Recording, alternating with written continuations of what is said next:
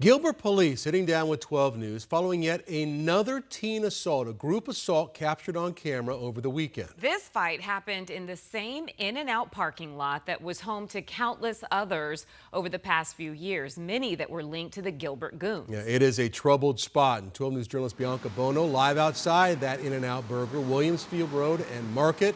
What'd you find out today, Bianca?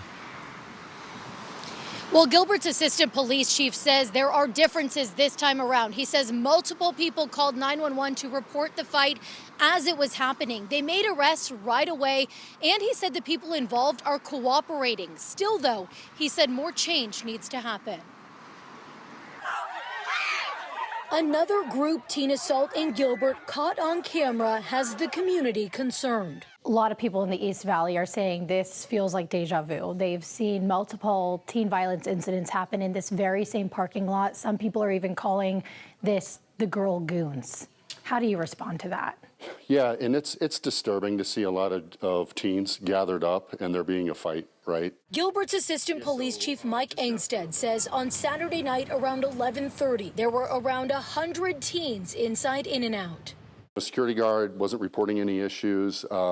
It's 11:30 at night on a Saturday, so the kids are a little rowdy, but no crimes were occurring. Police say the 15-year-old suspected the other teens of previously egging her house. Then the teens started fighting as a large group formed around them. They were actually egging these teens on. Angstead says they received multiple 911 calls, including from a security guard on the premises. They responded within about 4 minutes. So far, 2 teenage girls have been arrested in connection to the assault. It still feels reactive rather than proactive.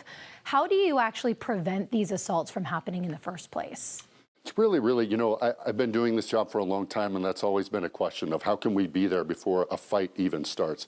It's really challenging for the police department. In this particular area, we patrol this very heavily. This parking lot is no stranger to police. In January of last year, the I-team analyzed calls for service data and found that in a 4-year period, police were called there 256 times, and 30% of those calls involved teens. Really, we do ask for the parents to, if we can kind of get a handle on some of the curfew violations that are going on, that'll really help us out. Gilbert has a curfew of 10 o'clock for those under the age of 16 and midnight for anyone under 18. Angstead is asking parents to enforce that at home, too. For the parents, let's have a discussion with the kids. Where are you going? What time are you going to be home? And then hold them accountable. The investigation into this particular assault remains open and active. But Angstead says a positive change is that those involved appear to be cooperating. We're tired of it, and we don't tolerate violence.